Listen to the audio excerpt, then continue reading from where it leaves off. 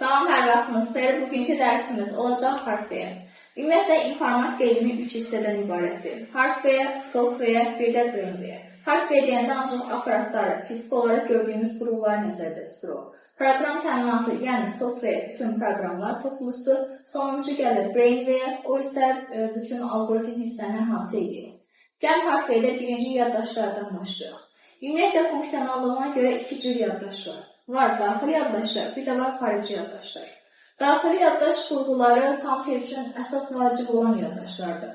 Xarici yaddaşlardan isə biz sadəcə informasiyanı uzun müddət yadda saxlamaq üçün istifadə edirik.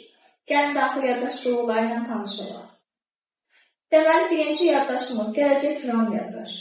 RAM yaddaşın digər adları da var, hansı ki qəbulda biz onları görə bilərik.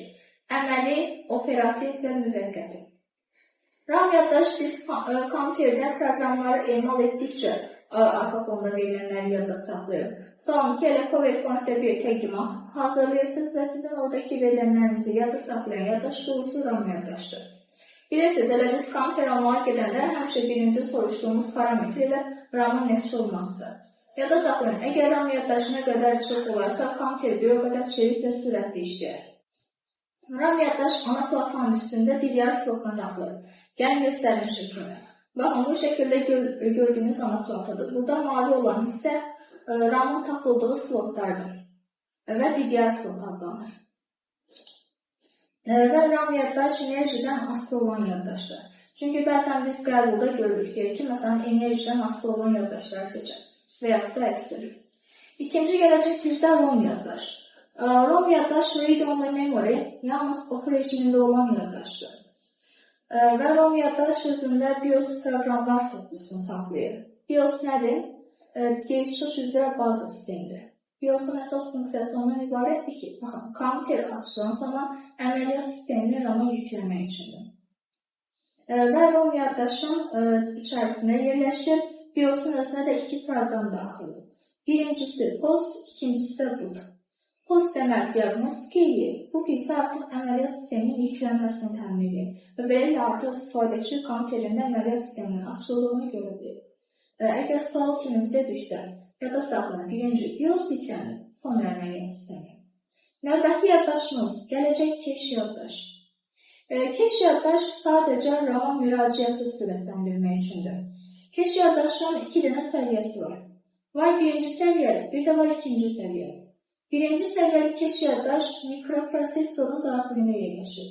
Mikroprosesora bəzən qısaca prosesor da deyilir, ikisi də doğrudur. İkinci səviyyəli cache yaddaş isə mikroprosesorla RAM-ın arasında yerləşir, yadda saxlayın. Və cache yaddaş da kifayət qədər sürətli yaddaşdır. Növbəti gələcək bizdə register yaddaş. Register yaddaş deməli bizim ən sürətli və ən kiçik tutumlu olan yaddaşımızdır. Register yaddaş mikroprosesorun uyğularında yerləşir. Baxın, burada şəkildə gördüyünüz mikroprosesordur. Burada nöqtə-nöqtə olan hissələrdə yerləşir register yaddaş. Və həcmi bitlərlə ölçülür. Növbəti gəlir CMOS yaddaş. CMOS yaddaş konfigurasiyanı, vaxtı, tarixi və zamanı yadda saxlamaq üçündür. Sonra flash yaddaşımız var. Deməli, yadda saxlayın. Flash yaddaş, ROM yaddaşın sadəcə yeni versiyasıdır. Bunun IT sahəsində qısaca PROM, yəni Programming ROM da deyilir, yəni yenidən proqramlaşdırıla bilən daimi yaddaşdır. Ən sonuncu bizim bir yaddaşımız da var, o da video yaddaşdır. Video yaddaş nədir? Kompüterin ekrana çıxarılan video təsvirlərin yadda saxlanılması üçündür. Buna bəzən VRAM da deyilir. Yəni video RAM yaddaş bu şəkildə. Çox tələbə nəyə qarşılıq salır? Video yaddaş RAM video kartı. Baxın, yaddaş video kartın içərisində yerləşir. Video kart sadəcə görüntülü monitora ötürmək üçün olan quruludur. Video yaddaş isə həmin ötürülən görüntüləri yadda saxlamaq üçün olan bir daxili yaddaş qurulusudur. Gəlin biz xarici yaddaşlardan danışaq. Xarici yaddaşlar informasiyanı uzun müddət özündə yadda saxlamaq üçündür və bilirik ki, biz xarici yaddaşdan daha böyük həcmdə datalarımızı yadda saxlamaq üçün istifadə edirik. Qısa sizə bir trik deyim, baxın, içərisində əgər D hərfini gördüksə, bu həmişə olacaq xarici yaddaş qurğusu. Çünki oradakı D hərfi disk sözünün baş hərfi hesab olunur. Ən kiçik həcmli xarici yaddaşımız FTD yaddaşdır. İngilis dilində floppy disk drive. Buna disket də deyirlər, elastik yaddaş da deyirlər. Hətta bəzən floppy yaddaş da deyirlər. Tutma cəmi 1,44 megabayta bərabərdir.